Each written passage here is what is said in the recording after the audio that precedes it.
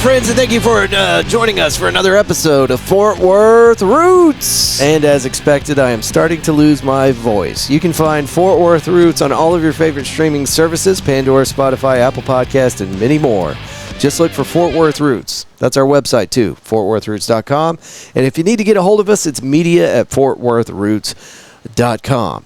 We did a lot of episodes this week. I think in total 5. Well, 5 full episodes plus the 4 we do for the morning show. So that'd be 9.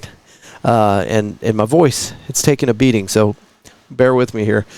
Like I said, an incredible week. Thank you guys for being here. Fort Worth Roots, if it's your first time, is a very Fort Worth-centric podcast. We get into a little bit of everything, but it's all about the city that we love and live in and play in and work in. And, I hope you're here for that. Our morning show, Monday through Thursday, gets released to you at 9 a.m., and it's a 20-minute snippet just kind of going over news, weather. We have National Day of as a segment, This Day in History, and then we close everything out, close it out with good news story and a space news story. The good news story is to make all the other stuff sound less awful, and then the space news story is because I'm a space nerd. So, anyway, hope you guys can find some value in that. If you'd ever like to be a guest on the show, we always like to have a co-host there with us.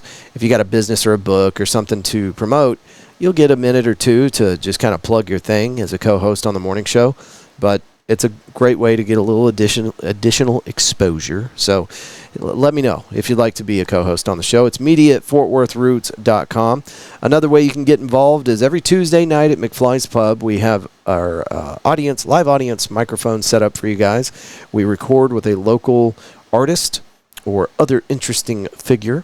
And we've got that microphone set up so that you guys can get involved on the recording.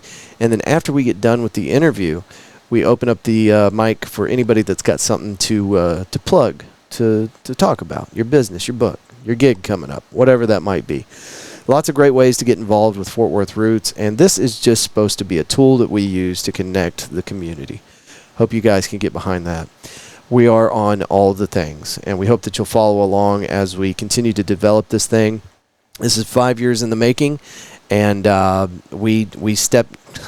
stepped away from my regular job back in October, and so I'm all yours. I've been doing this this is my full-time thing now, and I don't know a lot of other podcasters that are doing that, and I definitely don't know anybody else that's putting out 9 episodes a week, so God help me. Anyway, hope you guys are enjoying the show.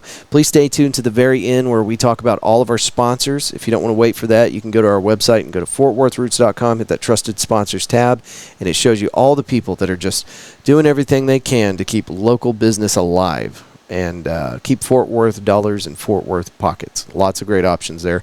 Real estate, roofers, local places to grab a drink, watch a show. All sorts of good stuff. That's fortworthroots.com. We do like to talk about one up front. Baez Maintenance Services can be found online as baezmaintenance.com, 817-528-3056. BMS is family-owned and operated, providing professional commercial cleaning services to establishments throughout DFW. With client satisfaction as a primary goal, high-quality maintenance is available as frequently as requested. This includes a 24-hour support system with guarantees a quick response. Since our beginning in 2017, there has only been one major goal here at BMS, customer satisfaction. Again, find them online at baezmaintenance.com. Thank y'all so much for tuning in today. This was a really cool episode. I'll be completely honest with you, and I think it resonates in the recording. I didn't know what the council member did. I had no idea. Michael reached out to us and wanted to be on the show, and I didn't hesitate. I love it. We want to be more involved with the Fort Worth community, and any chance we get, we're going to jump on that.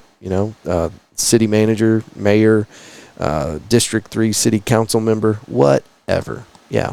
Craig Trojic with his beautiful mustache. Just any way we can get involved. So reach out to us, media@fortworthroots.com.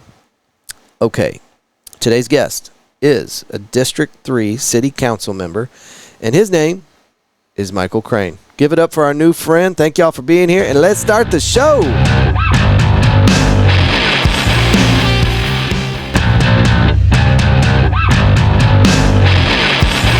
folks. I'm here today at Hoppin with City Councilman Michael Crain from District 3. Did I say all that correctly? You did. Okay, you did. Good. Sounded great. Thank you for being here with me Thanks for having me. This is great. Absolutely. So we, when we sat down with Maddie yesterday, I made sure that I submitted questions to her office and all that good stuff just to make sure we didn't hit anything that she didn't want to talk about. Sure. So anyway, we didn't do that. With me. No, we didn't do that. So if we hit any kind of questions that we need to skip, just say pass, and I'll cut it out later. I'm pretty transparent. I may say I don't know a lot of times, but I'm pretty transparent and ask me anything. Okay, cool. I'll let you know what I know. Well, let's start off with what your position is, what you do for the city, and then we'll dive into Michael Crain a little bit. Sure. So I'm District 3 council rep. District 3 runs from TCU campus all the way through Tanglewood and all the way west out to Walsh. Nice side of town. It's a nice side of town. I'm very fortunate, and I pick up Ridgemar and I go all the way down to Mira Vista. So It's about 44 square miles, about 100,000 people, and you've got larger than most cities. It's larger than most cities. It's funny when I go to these national conferences. It's with the smaller cities or even Texas Municipal League. They'll ask how big the district is, and They have a town of maybe 20,000 people. And I was like, well, we represent about 100,000 people. In your district, In the district, so yeah. It's pretty wild.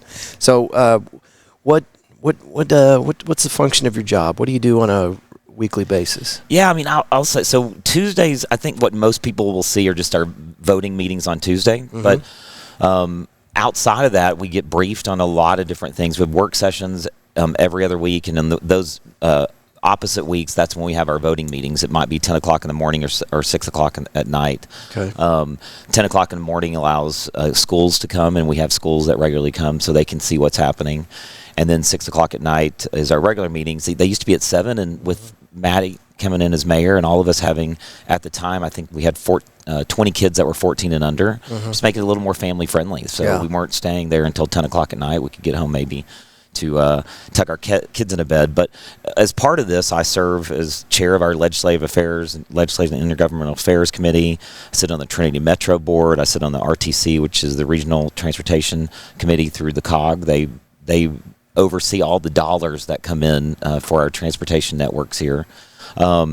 And then I sit on a couple of other committees, the CCPD, the Crime Control and Prevention District, and probably, 6 or 8 other committees. I won't bore everybody with it. But outside all that, it's just meeting with people and talking about all the great things and just learning. I think that's the coolest thing about being in this position, everything that I get to learn about how our city is changing, what we're doing to keep our culture, and all those things. Yeah. Now, all these other boards that you sit on, that's not just naturally because you're a councilman. That's other stuff that you're involved in? No, outside the just getting elected the job, we have all these other committees that are appointed by us or we're a part of, or they're internal committees. So it is underneath that same title. Like exactly. You got to be there for that too. Yes. I mean, I guess you could not be there if you chose not to, but it's a part of the job. And I think people just see on a daily basis. Mayor and I talk about this often. I think people see like what you see of an iceberg. You only see the 10% at the top. You don't see the 90% at the bottom. And part of our job is to make sure that you don't see that 90%. Not that we don't want to be transparent at all, but it's that we're just getting the business done. Yeah. If people were focused on the entire thing, you probably there's an issue. Something bad's going on. Right. Exactly. Now, do you have a? It sounds like you have several full-time jobs, but do you have another job on top of that? Yeah, I'm a real estate broker by trade. Okay. I'm the only real estate broker that sits on city council, and so I would say a large portion of what we do deals with land use and zoning. And so it's a helpful tool to have when you're talking about highest and best use. What does that look like for property? And I can have real conversations with the real estate council and some of our development advisory boards, et cetera, just about what's happening in the city. How long have you sat on the board? Been a council member? Yeah. Well, we were elected May of 21. Okay. So right there with Maddie. All of us came in. It was at the time 9, 8 plus the mayor. We expanded 2 seats in 23, but 6 of the 9 were new that year. And fortunately, Maddie and I had been staffers before. She had staffed Mayor Price. I had staffed my predecessor, Brian Byrd, and so kind of came in with a lot of knowledge about the city. And and how it worked and how it didn't work. And I interned for Mayor Barr back in the late 90s, and so it always sort of had a hand. We moved away for a period of time. We can talk about that, but always had a hand in municipal government of sorts. This is where the rubber meets the road. Yeah, for sure, in municipal. Where are you from originally? So I was born here in Fort Worth, Harris Hospital downtown, and lived north side, and then Saginaw, and then grew up mostly on Eagle Mountain Lake. What used to be North Fort Worth, it's not so north anymore. I have to sort of correct that. I'll say North Fort Worth, but people still call it North Fort Worth, and it's like there's a lot more north of that. I'll go all the way to the Speedway. So we go into Denton County, which a lot of people don't understand. We go to Denton County, go to Parker County, we go partly into Johnson County. So it's it's 4 counties, right? Fort Worth. That's right. Okay. Yeah. So I actually, my first home that I purchased was over there off of Boat Club. Yeah. And it's if you threw a rock, you could hit Saginaw. It was still Fort Worth. Yeah. But, yeah. And the last 5 years driving up Boat Club, looking at all the growth in that area, I don't know. It makes me feel like an old man talking like, man, back in my day. Back in my day. But it's overwhelming to see all the at neck break speeds, all the development in the area, and that area right there specifically, just because that's where I bought my first home. It's very striking. What subdivision is that? Deer something. Oh, okay. Yeah. Or Boswell Ranch. Oh. All the streets are named after deer. Okay. But yeah, if you're at Boat Club, and then where does the new HEB sit on? Or not HEB? There's a Kroger over there now. Yes. It's not Boaz. Is that Boaz? WJ Boaz, maybe. Is it right there. There's Boaz is either the one just south of it, or the one just north of it. But it's right. It's a division that's right off of. I know what you're talking about. Yeah, and then like right behind it is the Table Church, and then the high school. So anyway, we were over there, and it was a brand new subdivision. Yeah. And it just felt like, well, this is going to be kind of out of the way, like nothing new's getting built over here. Right. And then boom, it just everything exploded. And then you keep going out towards the lake on Boat Club, and all of that is just insane. I don't know how traffic's going to manage because there's so many subdivisions going in over there. Yeah, there's lots of resources, and the bond will come out, and we'll have more resources for that part of the city. You talk about the traffic of sorts. I lived down on the lake in Lake Country. Okay, yeah. And we could get downtown in 19 minutes. I might have been going 90 miles an hour down Boat Club Road, but we sit there and say, there's a movie showing downtown, let's go. And we jump in the car and go. Obviously, can't do that anymore. No. I had my daughters at the Boat Club a couple of summers taking sailing lessons, and it was a good 45 minutes from where I live, west side of Fort Worth, to get up there. And so you just had to plan around it. But we'll often talk about this. You can live in a dying city or a growing city, and I'd much rather live in a growing city. Yeah, we touched on that yesterday, and that's exactly right. You go through some of these communities that are just drying up, especially like West Texas towns, and it's like this is the reverse of progress, and you get one side or the other. That's right. People have to live somewhere. That's right. No, it's and I think our struggle too, and I think we're doing a good job of it, is keeping the culture of Fort Worth, and making sure that even with our growth, everybody knows that they're a Fort Worthian, part of Fort Worth, and that all parts of Fort Worth are growing and thriving and succeeding. Yeah. And that's a constant struggle we will have. So far, I'd agree with you. I worry about the future and what's going to happen. I mean, so much changed so quickly, but like the integration of Mule Alley and all those new shops, they took modern and they integrated it into the historical structures that were down there. Right. And that was great. It was wonderful because you heard we're going to get all these. That was a big fight at the time. Really? Yes. That was. I definitely wasn't elected. Probably started in 2012, 2013. Came to a head maybe by 2016 or so, when Mayor Price was there. But if you remember, those shops, there was a few tchotchke shops, and there wasn't much down there. No, hardly anything. And what came across was it's demolition by neglect. Like people aren't going to invest in it. And the Hickman family had partnered with Majestic Realty after Holt Hickman had passed away. His son had taken up the reins, and then you see again what could happen. And I'm sure statistics already been thrown at you that more people visit the stockyards than visit the Eiffel Tower. 11 million people a year. And it's pretty wild down there. It's pretty wild. Yeah, you can walk from Maine towards Risky's at the back, and you're gonna hear 12 to 20 different languages being spoke. Yeah. I mean, it is absolutely a international tourist destination. For sure, and it's a great gym for us to have to keep attracting, and everything we can do to keep it moving. And if you've been down there lately, you see all the other buildings being built. There's other buildings that are going to be built as part of that, and I think they're doing it the right way. The most striking thing down there right now is the apartments. Yeah, I'm down there all the time, and I knew there was something getting built, but I didn't really bother to learn anything about it. And then the other day, I was in Billy Bob's parking lot, and I just looked off to that direction. I'm like, my God, where did that come from? Yeah. But that property over there had just been unutilized for so long, and it's like something's going to happen over there. Right. So I don't know. I guess if I was the king of Fort Worth, I don't know if I'd have put apartments over there, but it's a good spot for it, I guess. There's apartments. There's I think more hotel space coming down there as well. Well, hotels would be great. Yeah. And so there was a shift that I do know that they were going to put more apartments, and now they've shifted to put hotels because they understand those are the people that will come and spend money and participate.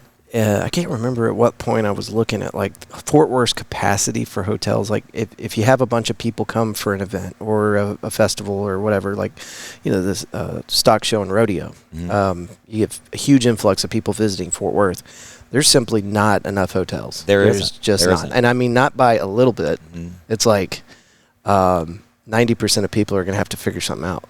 Yeah, I mean, if you talk to Visit Fort Worth, they'll tell you that's one of our outside our convention center, which we're investing in, that we can't host as big of conventions as we would want. It's the hotel space on the other side. So there is a project, you probably know about this, where we're straightening commerce out and investing in the convention center. That will leave space to build another hotel right there. Does commerce run into the north side of the expo center? It runs on the east side. It's the one that kind of is rounded. Yeah. So we'll straighten that out. It goes down by the law school and everything.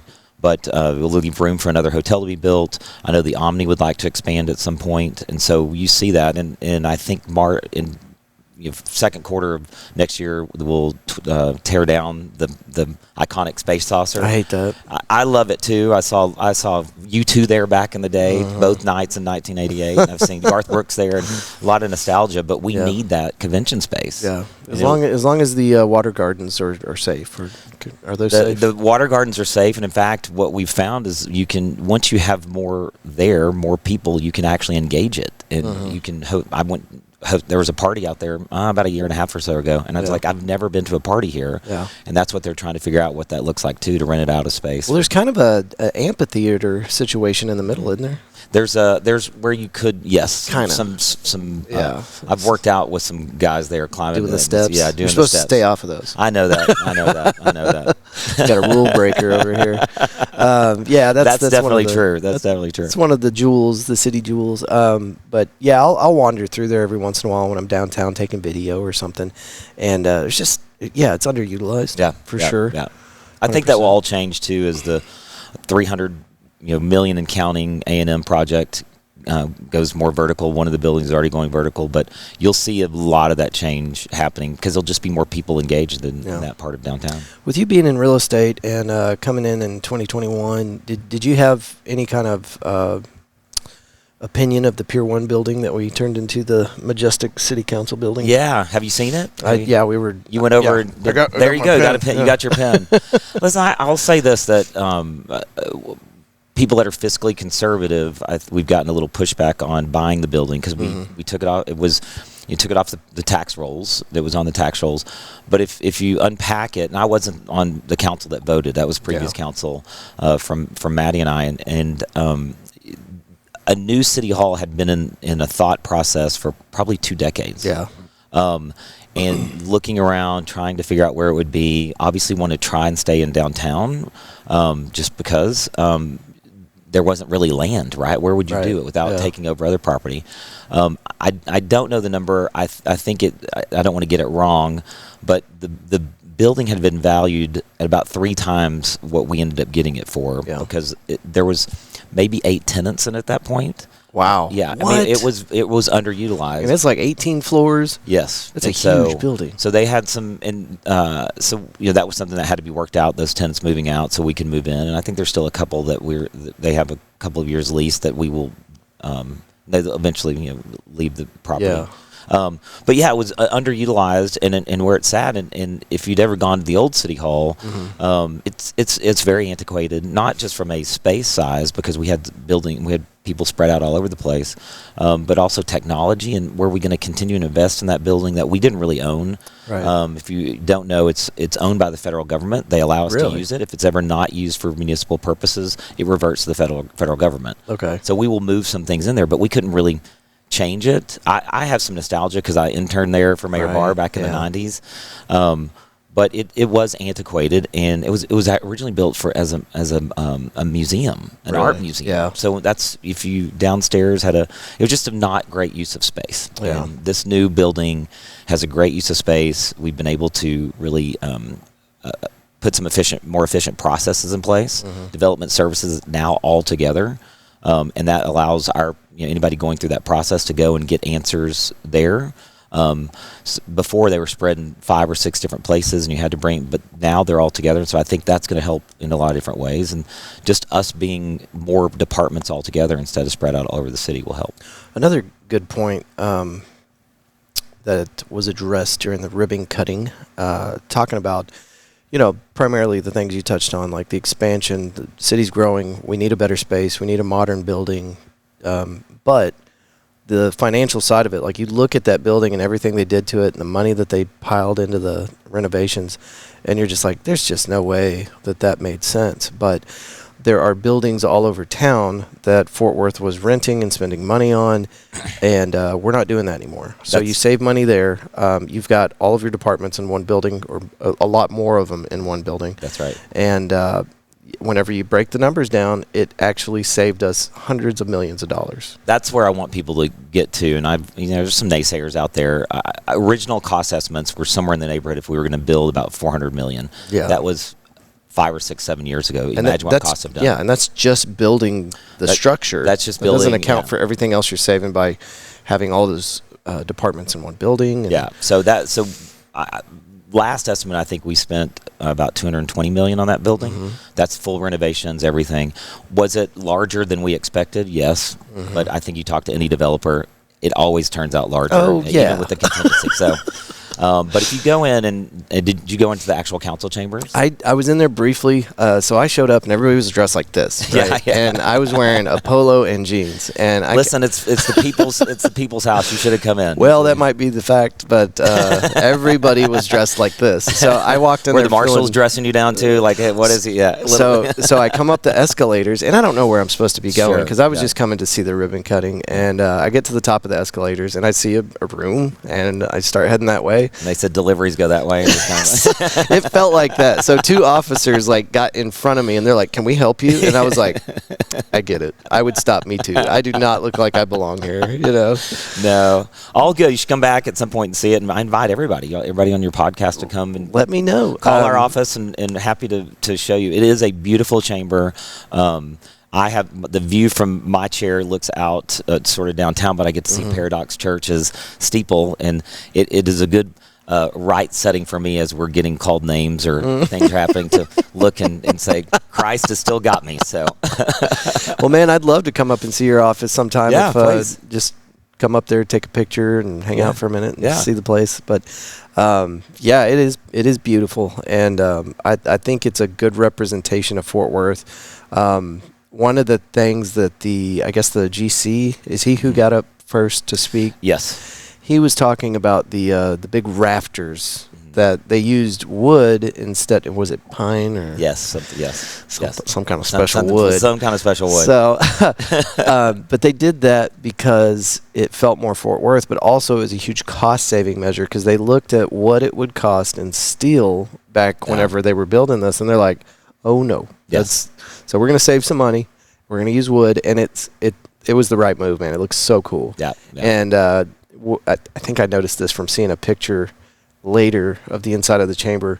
But from outside, you can see those wood rafters. Well, they extend into the chamber hall. Yeah. And I thought that was pretty cool. So the design of the place is just really rad. It is a beautiful building, and it's functional, and it's what I think Fort Worth deserves right now. It does feel Fort Worth. Yeah. I know that every district kind of has their own unique things that they're trying to correct or help. fix inside each different, like the zip codes. I always think about 76114 because they have some real serious issues. But every district's different. What are some of the things that you're focused on inside District 3? Yeah, I'm blessed with District 3. You know, representing TCU is a pretty cool thing. You get all the games? I don't, but as many as I get, they'll invite me to for sure. Need more space and time on the weekends. Right. But my wife went to TCU, great affinity there. You have Clear Fork, which is a great place to be. Shopping, etc., and hanging out. That's pretty wild. It's a great spot. And you asked about like what am I proud to be working on? I'll say we started a project under my predecessor in Las Vegas Trail. Okay. And you're talking about an area that is too many apartments were all built in an area that really was built as extra housing for the base when the base was car so school. You're talking Las Vegas and I-30? Las Vegas and I-30, bounded by 820, Cherry Lane. Nothing but apartments. It's nothing but apartments. There are pockets of a couple of neighborhoods in there, Western Hills North. Great people, a lot of retirees. This is their major investment. And so, one of the, just picking up the gauntlet, and I started called LVT 2.0, was really focusing on what amenities are not in the area that need to exist in the area. Fortunate, and got Cook Children's and JPS to the table and said, I need you to come into this area. Cook's had already done a study understanding a lot of their kids were coming from that area, ending up in their emergency room. And so they already knew that they had a need in that area. Yeah. And then so this first of its kind public-private partnership between JPS and Cook Children's, it's gone vertical, and I think it will open in July or maybe August, I forget. But it's the first of its kind medical clinic in the area. Oh, cool. And when you start thinking about medical care of that sort, there was nothing west of Viola Pitts and Como. Okay. And so I was like, we need this here. And what that's spurred, there's a new charter school that's in the area. That spurred some coordination with the elementary schools there. We put a code officer in there that's going into some of these apartments and making sure that they are livable for the people that are there. Yeah. And the idea is like it shouldn't be somewhere you end up. It should be somewhere you want to be. Yeah. And it really is. In my opinion, that's when you know you've entered Fort Worth. That when you get past 820 right there, that's when you look and go, okay. I mean, we obviously go further west, and I represent Walsh, and they're doing some great things out there. But that's when you know you've hit the city. Right. And so we kind of deserve to have something good there on that corner.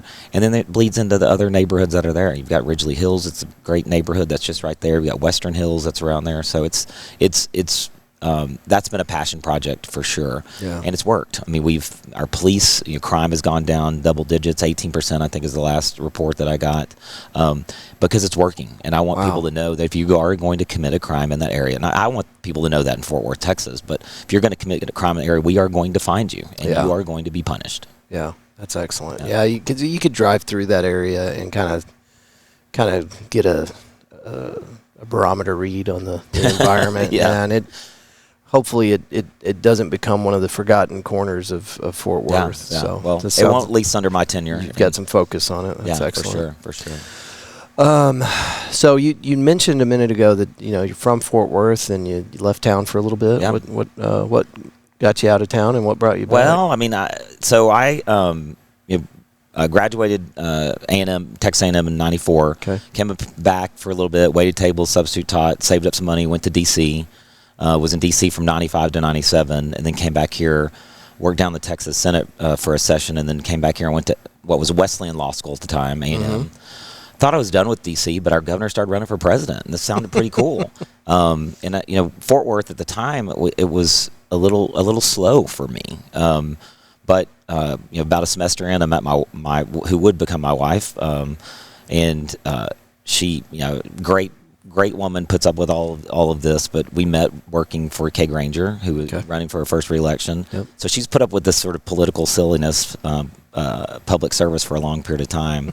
But the governor started running for president. I jumped on the campaign and ended up in D.C. and ended up in places I never thought I'd be. I did advance for the president and Mrs. Bush, and those are the people that go out ahead of time and set up all the events. That's cool. So I was all over the country, all over the world, and then I worked at Department of Health and Human Services. I was at the re-elect, the inaugural, and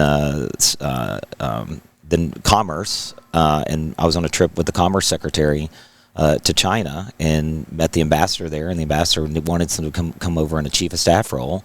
So I went home, and fortunately my wife she also did advance and did some other things. Worked for the previous Secretary of Commerce, Secretary Evans. I worked for Secretary Gutierrez. She had gone to China 4 times and loved it. When I went, I didn't really like it. I have to be honest. It was heat and just negotiating with them of what we were trying to do for a meeting. Do you speak Mandarin? I know enough to get around. Okay. Find the bathroom, order some food. I can get a beer and get around in a taxi. I've lost a lot of it since we moved back. Yeah. But know enough. I say I know enough to get myself in trouble. I can't get myself out of trouble, but I get myself in trouble, and then we figure that out. When we were there, it was really good, and my wife's was excellent because she was having to survive out in the market and I fortunately had a translator. If we did anything official, a translator that went with us. We do have 2 translators now because we adopted twins while we were there, and so they're now at Trinity Valley taking Mandarin as one of their courses, and so still have a tie there. But it was just a great time. Ended up there, and chief of staff. We were there from 06 to 2014.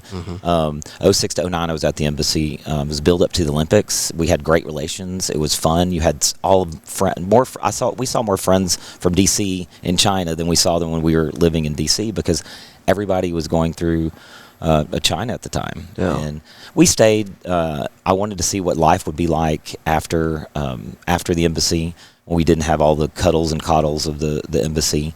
We had great friends from all over the world. It was just an exciting time to be there. And I can't speak to it now. A lot of our friends have left and moved on just because it's gotten more difficult to be there, and relations aren't the same. But we adopted the twins in 2010, and we eventually wanted them raised. We kept saying, I want them raised like we were raised, back in the United States. And we started looking around, and what had changed in the time that we had left in 2000 to 2014 was that Fort Worth grew up. Yeah. I mean, it started to explode, and there were great restaurants. There were, hot fusion places here. There was just cool stuff that didn't exist. That's really the time when it started, right? 2014, 2015. Yeah. I mean, we in 2012 is when we sort of made the decision we're going to move back to the United States, and then it was a couple of years of a process of where do we want to go, and eventually I kept saying I wanted the girls raised like I was raised, and then I finally realized I want them raised here. Yeah. And Joanna, my wife, didn't grow up here. She grew up in South Texas, Portland, but she went to TCU, and so she considered this home. Yeah. And so we packed up and moved back and moved the girls and just tried to assimilate as best as possible. But I reached out to Betsy Price, and she was always the biggest cheerleader, and she was like, we need young people like you to come back and be involved here. Bob Bolin, who is still alive, former mayor at the time, I'd reached out to him, and he said the same thing. He's like, we need young people to be back. I was 41, 42, so I wasn't super young to him, right? Young to him, but it's true, and that's what's been fun about this for us is I never thought I'd sit in this position. Yeah. I would be lying if I didn't tell you that anybody that gets involved in some sort of public service and being around all of it doesn't think, oh, I'll put my name on a ballot at some point. I think I would be lying. But then at some point, I think I got too close to it, especially with President Bush, that you're like, I never wanted to go through that. Right. Yeah. Well, it does. I mean, I talked about this with Maddie. Like, from a spectator's point of view, it seems overwhelming. Like, just so much. Yeah. But it's really, really badass that we've got someone like you that has a global understanding of politics, right? Because Fort Worth is, it's the 11th largest city now. Yeah. But it's really moving in a direction that if you don't have some competent people behind the wheel, right, it could go badly. I made some comments the other night at an event saying I wake up worrying about Fort Worth and I go to sleep worrying about it. Yeah. We sit on a precipice, and I think we've been smart about a lot of things. While the rest of the world was sort of falling apart in 2021, and whatever you want to call it, it's called different things. People were not investing in their public safety, their police and mostly police. Yeah. We didn't. We doubled down. And when those cities started scrambling and crime went through the roof in those cities, they started then they started trying to find the money to put it back in. Right. We never had that problem. Well, and I'll tell you, whenever you see these news stories, whenever all that was going on, and I know it's a touchy subject for a lot of people, but I knew for a fact that Fort Worth PD was still going to take care of the community. That's right. There were other places. I mean, Austin is a great example. Yeah. It's just terrible what they did. And but I knew that was not going to happen in Fort Worth because of Betsy Price and our incredible Fort Worth fire department, police department. Yeah, I knew we were good. We were good, and you mentioned something sort of behind the scenes that, if you remember, there was a night that Dallas, downtown, they just set it on fire. Small businesses. Yep. And I remember, these, and a lot of them were minority business owners that are crying, and all their stuff is gone, and they may or may not have had insurance to replace. It's terrible. I remember all of that. So the next night, our police department had gotten some intel that those people, and they weren't from Dallas. No. They were instigators from other places, 100%. were coming to Fort Worth. And if you remember what happened, and I got a call from a business owner just down over the bridge from where we are, near the Target. That they had, there was some word out there that they were going to make Target the target, and so that area got a little. So Linwood and everything else where we are, what we did is we stopped them on the bridge. And I remember that. And there were 2 some officers were injured. They were fine. They were fine. Yeah, everybody was fine. There were some, but what happened is, and this is what came out later, you had some people that were local as part of it. And when they realized what was happening, they're like, we didn't sign up for this. And they're the one, they left. Yeah. So the other folks, there were some that sort of got caught up in it. And eventually that all worked itself out. They arrested some folks and whatever. But Fort Worth didn't burn. No. We didn't have. And those people that were arrested, most of them were from outside of the community. Those were not Fort Worthians. Those were assholes that came here to cause problems. Yes. And so we've done it right, I think, in a lot of different ways. And we still got a lot of work to do. Chief Noakes has been wonderful to work with in this process. And when he's stepping down, isn't he? Yeah, May. And so we'll start a process, and we don't really. It'll be a community process. The city manager hires the police chief, but we'll have some input into. So it. Jay gets to pick them. Jay gets to pick them. Yeah, okay. I will. But there will be a. We don't know who it is yet. No. Well, I want to have him on the show. So. Yeah, you should. You should. We'll see who it is at some point. Yeah. I think the RFP has gone out or I think we've hired a firm I know we've hired a firm to go out and. What is RFP? It's a request for proposal. That's what we do for vendors and things. But this is the RFP went out to hire the search firm, and so we have that working right now. Oh, cool. All right. Well, I'm looking forward to that. Yeah, he's done an incredible job as police chief, and he's gotten us through some very difficult times. Yeah, so yeah, for sure. I'd like to have him on the show too. You should. You should. Maybe as on an exit, sort of. Yeah. And I talk to officers quite often, and a lot of them are like, well, when I retire, I can come on your show. Yeah, he can be a lot more blunt at that point. Right, so, right, without fear of reprisal for sure. Well, what's on the horizon? What do you got coming up next? We're in the middle of elections. And that's May 3rd? May 3rd. I don't foresee that I won't get reelected, but I've said this to a lot of people. I have pride in the job that I do. I don't have pride in the job. Yeah. This is my season to serve, but if I don't get reelected, I'll go sit in my back patio and drink a bourbon and let someone else worry about all the stress, all the stress and problems. And after talking to you and hearing about your history, I think that would last about 6 months before you were like, all right. I think my wife would say 6 minutes probably that I'm on to something else. But we've got a great city. And I'll say this: we have to keep it. Yeah. It doesn't mean we don't change. It just means that as we look at it, we have to still remember where our roots are. I have this sort of saying: honor the past, look to the future, live in the present. That we have a great history, and I don't want to forget that here in Fort Worth, and what that means. And we've stood on the shoulders of some great people that have made sure we have a great city. But we got to look to the future, and what does Fort Worth look like? What do we want to be? What is that? But we also have to make sure we're taking care of people here in the present. Infrastructure, our growth that we've already kind of hit on, but in general, making sure every part of Fort Worth is succeeding, and there's opportunities for everyone. And that's what's really great to sit in this seat and work with my colleagues, and Mayor Parker is amazing. We're all in this sort of bit of history, and the decisions we make today really. We won't know for 20 years. Far-reaching impacts, Yeah. So we just hope we're doing it right. And I try to involve my children as much as possible. I've got a mother. My parents are 83, and I've got the twin 16-year-olds and a 9-year-old.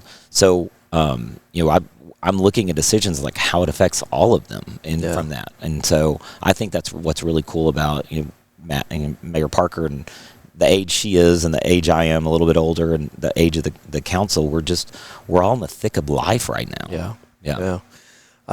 Just because it's been brought up a couple of times, and it's always a subject I like to lean into. We have some incredible adoption agencies that work here in Tarrant County and large area. I mean, they're international, but the Gladney Center and organizations like that. There's a bunch that I should list off, but you guys decided that you were going to adopt. Yes. And it's always interesting to me to pick someone's brain. Like, what brought you around to that decision? Yeah, I think a few things, and my wife has talked about this. We had tried for about a decade to have a child. Yeah. It didn't work out. And at some point, I think I said to her, we've always talked about adopting. I mean, as you go through this, do you have children? No, but we're interested in adopting. There you go. Well, I'll say this as a man, the process of children is a little different, right? I can't explain other than what I've lived through. Even after the child shows up, you still haven't figured it out. But as soon as they're pregnant or whatever, they know they're going to be a mother. So there's a different mental game that happens. And I think you're kind of behind the power curve. She's got it figured out, and you're trying to catch up. Oh yeah. I think in most things the women have it figured out, and we just sort of get dragged along. I'm going to be honest with you, but I think I threw out at one point. It's like, well, we've always talked about adopting, and it was always this, a fear. It's kind of this shadowy idea. This idea out there that you're like, well, okay, but you don't know really what it means. Right. I don't think you think, oh, then these kids show up, and you have to work now. And so we started that process, and we fortunately were in China, and there's a whole other story of how that actually we got the girls, but. In China, girls are not prized, right? And so I think that the story we've been able to put together is our girls were left abandoned, and fortunately together on a riverbank, and they were found pretty quickly and brought in within a couple days of being born. I'm sure what happened because the one-child policy was still in effect there. They rescinded that about 5 years ago. Now I think depending on where you are, I think you can have 3 children. Yeah, that's more of an economic issue because they don't have a social security system. The children are still the social security system. And so, anyway, I suspect because sonograms aren't something you can do, especially in rural communities, couldn't afford them. Right. I think she had one and then another, and probably the parents that are her husband's parents said no way. Yeah. And so off you go. Oh man. And so, but I think really families, dark. yeah, it is. But families work out the way they're supposed to, and I firmly believe that we were fortunate later. 4th round of IVF to have Ainsley, our 9-year-old. But it's families come together how they're supposed to come together. And I however it worked out, I know God at conception the girls are going to be ours. Yeah. I mean, he knew that. And so that's at least what we've tried to convey to them that because even late term abortions were easy there. And you even heard horror stories of these traveling nurses going into communities there where the woman's already had a child, inducing and killing. So not to get morbid here, but the fact that they were had and the fact that they were left together and the fact that they were alive, they were meant to be. That's a huge blessing. I get what you're saying because they could have very easily been late term aborted or worse. Yes. Yeah. So they were loved enough to be born. And again, I think God's plan was that we were supposed to raise it. It's outstanding. Yeah, there's a big portion of Fort Worth Roots Heart in adoption, and anytime we can work with one of them here locally, we show up. That's awesome, and try to promote them as best we can.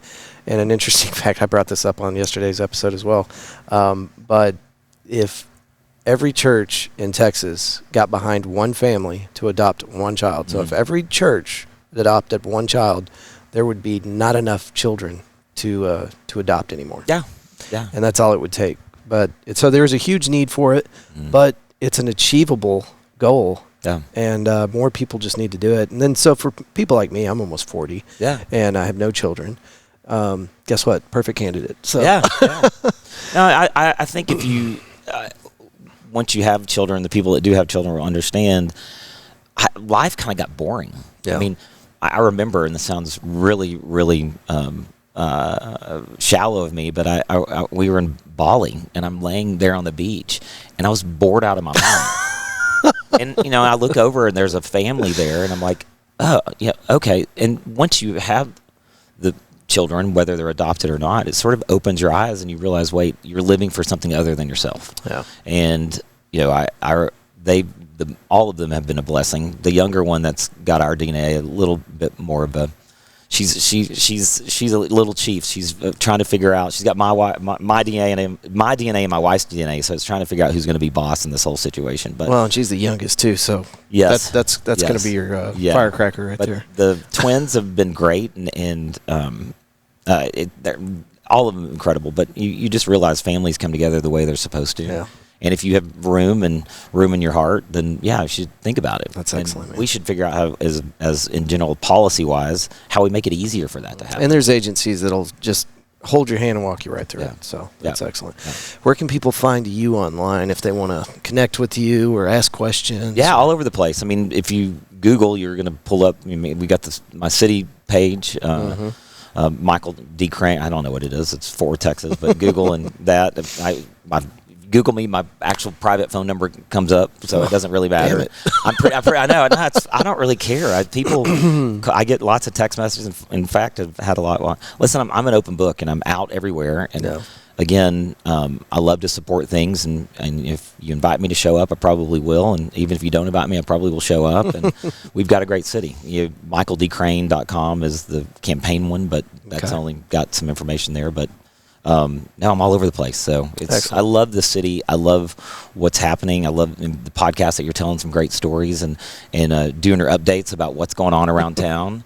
But this is what I think makes Fort Worth a great city and makes it vibrant and makes it appealing for people to want to be here. Mm-hmm. I agree with you 100%. And this thing that we're doing, the Fort Worth Roots thing, we desperately want to engage more with the city. So anytime you guys have a PSA, if there's something going on in the city or District 3 or whatever, if you guys want to voice at the city, Fort Worth Roots is here for it. So. That's great. That's great. Happy to I appreciate it. Man, Michael, thank you so much. Yeah, thank you for having me. Can we do it again? Of course, anytime. Like if you update on whatever, let me know. Okay, and I do want a tour of the building. Yeah. Anybody that wants to come tour, reach out to the office. We'll figure it out. You can just get his phone number. His cell phone. I can give it to you right now. No, don't do it.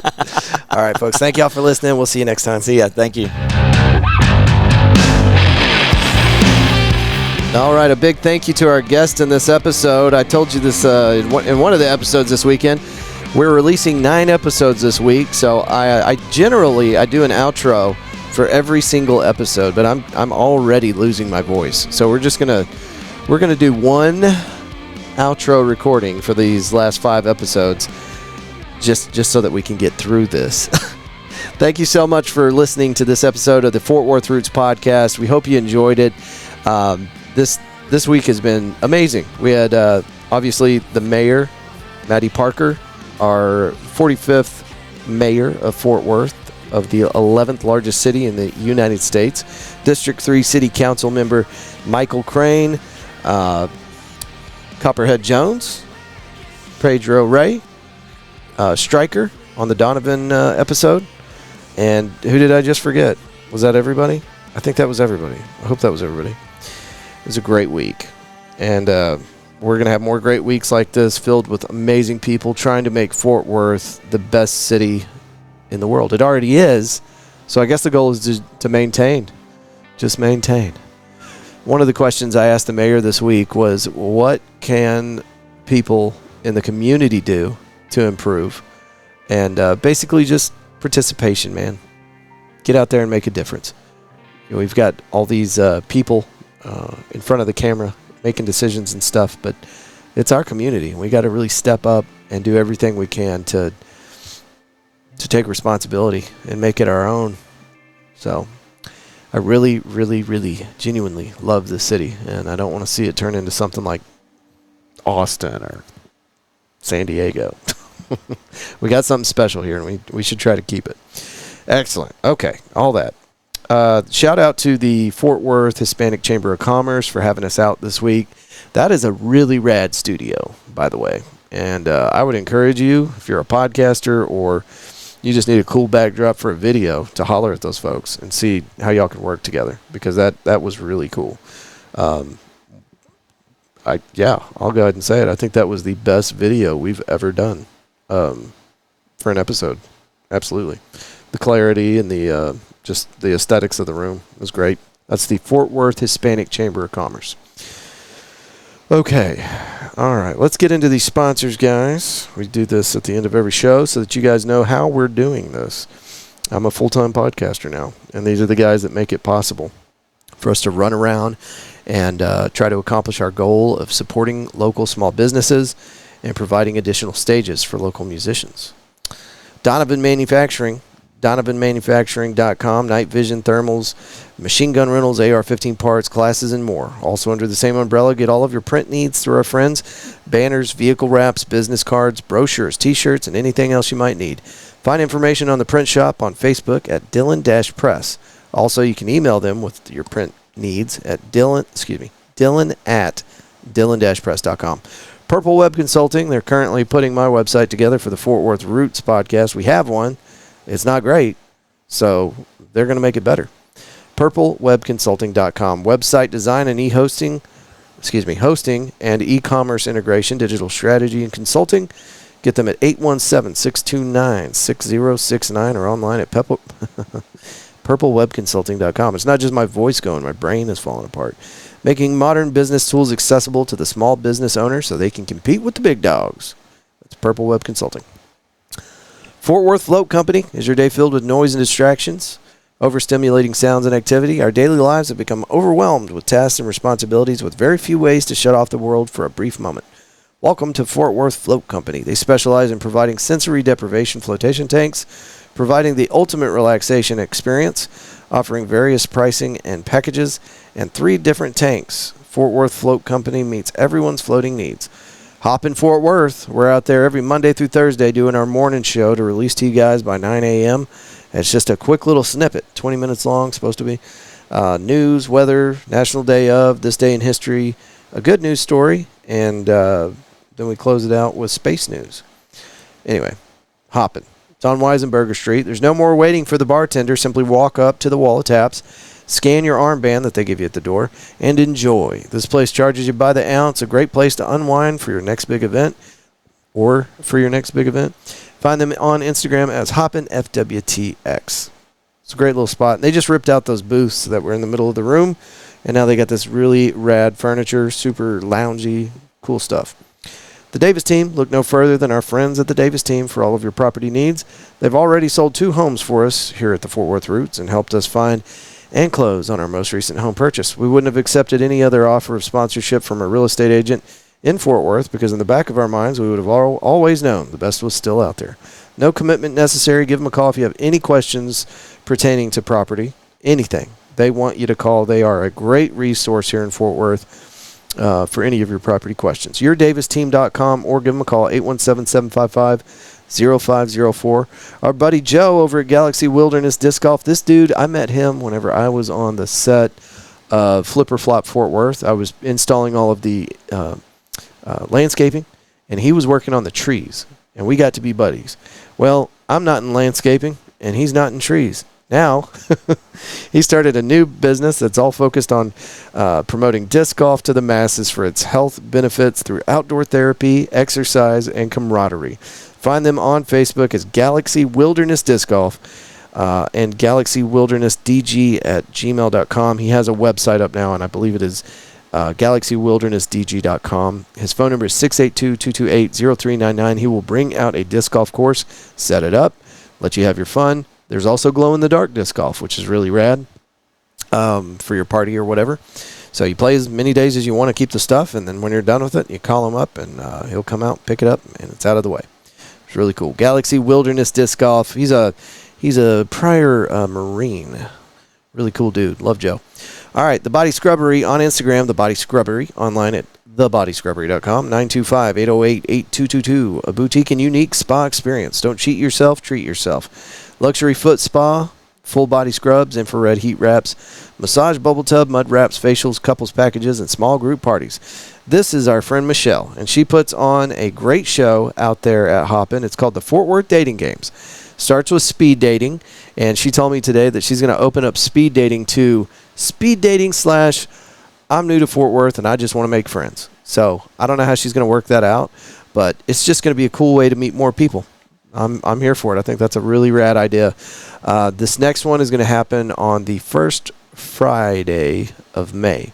So look forward to that. You can get more information by looking them up on Instagram. It's the Fort Worth Dating Games on Instagram. Check that out. If you can't find it for whatever reason, you can always email me or message me through Instagram, and I'll get you pointed in the right direction. Okie dokie. Body Scrubbery, Pennsylvania Avenue. That's where you go to relax. Boulevard Brew. Great coffee. Rad little location. They're located at 5406 River Oaks Boulevard. Find them online at boulevardbrew.com. Eaton Data Solutions. We work to have, I'm not going to read this description. The description that I have for Eaton Data Solutions is straight off their website. And whenever I get done reading the script, I don't know what it's talking about. Here's what it is. There are people out there trying to steal your data. And they used to do this with like big Fortune 500 companies.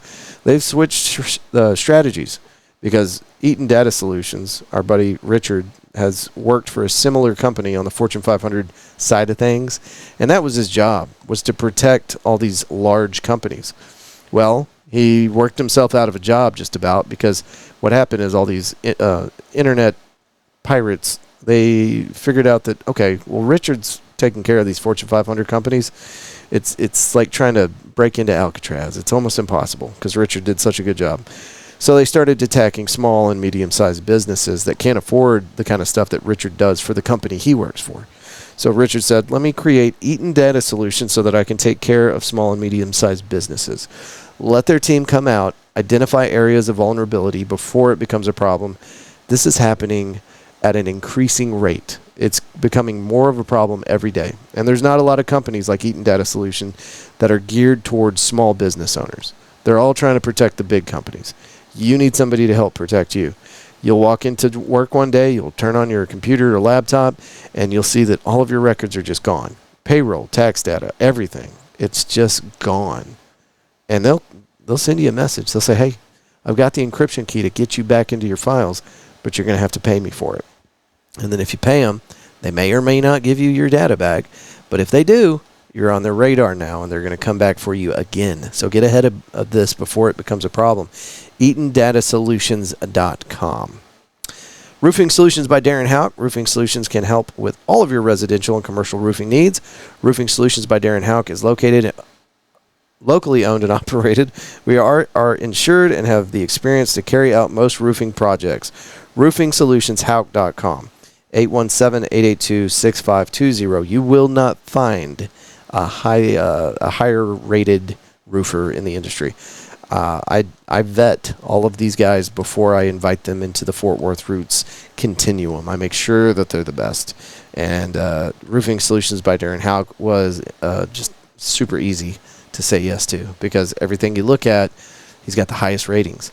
A lot of these roofing companies from around town, it's like they do like lawn work, irrigation, clean windows, do all sorts of handyman stuff. And then whenever a hailstorm comes through, they slap their roofing company logo on their truck and they get to work. Now, can they do it? Sure. Is that the guy you want on your roof? Or do you want somebody that's established in the community as a roofer? I know you just answered that yourself, but yeah, you want to go with somebody like Darren Houck. Roofing Solutions by Darren Houck. Find them online at roofingsolutionsHouck.com. 817-882-6520. McFly's Pub. We talk about them nonstop. We'll be out there next Tuesday night with Ben C. Jones. Ben C. Jones is going to be with us next Tuesday, 5 o'clock at McFly's Pub, a badass little 1980s Back to the Future themed bar with an excellent outdoor patio complete with fire pit and room for your fur baby. Daily drinks, specials, and fun activities almost every day of the week. See what's new at McFly's on their Instagram page at McFly's Pub. I'm going to have hot pizza for you. I'm going to have Bency Jones. I'm going to have an audience mic for you so you guys can get in on the conversation. And Bency even said he's going to play a little music for us, a cappella style or something like that. Tres Amigos Tacos and Tequila. Find them Tres Amigos Tacos and Tequila.com. Chef Sandy brings a fresh perspective and culinary expertise to Tres Amigos, continuing the spirit of female-led entrepreneurship and the culinary excellence that Chef Paul was known for. Located at 909 West Magnolia Avenue, Fort Worth, Texas 76104. Our buddy Joe Tacky over at Cloudland Recording Studio is ready to help you with that project that you've been putting off. It's expensive, and you got to make sure you go with somebody that knows what they're doing. I want to say, I don't have permission to say this, but my understanding is that Cloudland is not the most expensive place in town to go to, but Joe really knows what he's doing, and he excels both at analog and digital style recordings. It's located in the heart of Fort Worth, Texas, just 1 mile from downtown and 5 minutes from the near Southside Entertainment District of Magnolia Avenue. That's cloudlandrecordingstudio.com. Baez Maintenance, B-A-E-Z Maintenance Service.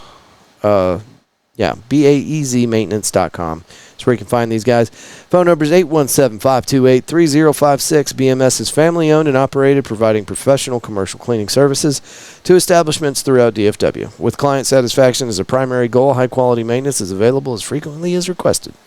This includes a 24-hour support system, which guarantees a quick response. Since our beginning in 2017, there has only been one major goal here at BMS, customer satisfaction. That's it. My voice is cooked. I'm glad we just did that once. Thank you guys for tuning in. This week was incredible. We had some amazing guests on, and we're looking forward to doing a lot more. We want to be involved as much as we can with the city of Fort Worth. Listen to me. If you have an event, we want to tell the public about it. This is not a pitch for sponsors. We do need sponsors, but this is free. We do this just to get people connected with what's going on around town. Now, I promise you, if you are the GM at a Chili's and you call me and you want to tell me about your tortilla soup special Sunday, I'm going to tell you to kick rocks. We're here to support local businesses, okay? But you can call in and you can, here's how it works. Take an audio recording about the event that you have coming up, and then take that file. Try to keep it under a minute, please. Take that audio file and email it to us, media@fortworthroots.com, and we will play it on the show. Now, let me give you an example. We've got an event that's happening pretty far out of town, I think April 18th, and they sent us a really badass read audio clip so that we could play it on the show. They sent it to us 2.5 months before the event kicked off. So we play it once a week for them on the show. We'll do the same thing for you. And these guys have local ties. It's music-based, and that's why we did this. It's not a Fort Worth outfit. But we love what they're doing, so we play it on the show once a week just to let everybody know about it. And Liz, the proprietor of the show, the event, she drove here to Fort Worth from like 3.5 hours away just to be on the show. Respect, okay? It's crazy.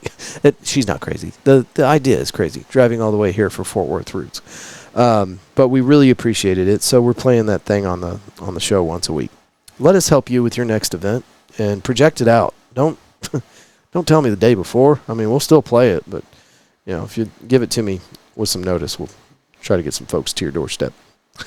We're just here to help folks, and we'll be open to any idea you throw at us, probably, just as long as it supports the mission to help small local businesses and provide more stages for local musicians. And yes, we are looking for sponsors to keep this thing going. Something that we have really leaned into hard lately is we're trying to get interesting local organizations to give us a weekly spot. They pay us to come out, do a recording with them, and put it underneath the Fort Worth Roots umbrella. I'll just give you an idea. A small-timey podcast nerd like me, if you wanted to produce your own podcast and release an episode every week and have somebody take care of the social media and all that good stuff, I'm going to charge you probably $5,000 or $6,000 a month. It's a lot of work. But if you will let me put it, if you'll let me put it underneath the Fort Worth Roots branding, and, you know, we got to sit down and have a conversation to make sure it works. But if you'll let me put it underneath the Fort Worth Roots umbrella, it's a lot less additional work. So I don't charge you anywhere near that much. It's great content for the show. It helps you out, and it helps our community stay connected. It's basically just another location where we can have awesome guests from around the community at your business. So I think that's the new move for Fort Worth Roots. We love doing these reads for folks, but honestly, I think with the number of businesses that I just read off for you, I think we might be maxed out. But we can always do an additional episode. So anyway, just an idea. And if you are on the City of Fort Worth team, we'd love to have you out. Local PD, fire department, you already know what's up. Mayor's office, yep, absolutely. City manager, Mr. J. Chapa, we would love to have you out on the show. And if you're listening, Mr. Chapa, I was at the ribbon cutting and was standing facing you. You were facing away talking to somebody else. You were almost standing on my toes. And I wanted to like kind of butt in there and be like, hey, it's Andrew. I'm with Fort Worth Roots, and I'd love to have you on the show. But I was wearing a freaking polo, and I felt so underdressed that I couldn't even talk to you. So anyway, I'll be contacting you soon one way or another. We'd love to have you on the show. Congratulations on becoming the new city manager. We'll be taking off to Terlingua, Texas in April, and Big Bend National Park and Marfa for what was supposed to be our annual trip, but it's been 2 years since we were down there. And we'll be going down there to Howl at the Moon and do some recordings from way down there on the border and have some fun. So look forward to that. That's going to kick off April 18th. So anyway. All right, guys. Thank y'all so much for listening to this. Come find us on the social medias. It's Fort Worth Roots on all the social media thingies. And again, the email is media@fortworthroots.com. That's enough talking out of me. Thank y'all so much. And come see me on the morning show. We'll be going next Monday. All right. See you guys. Peace.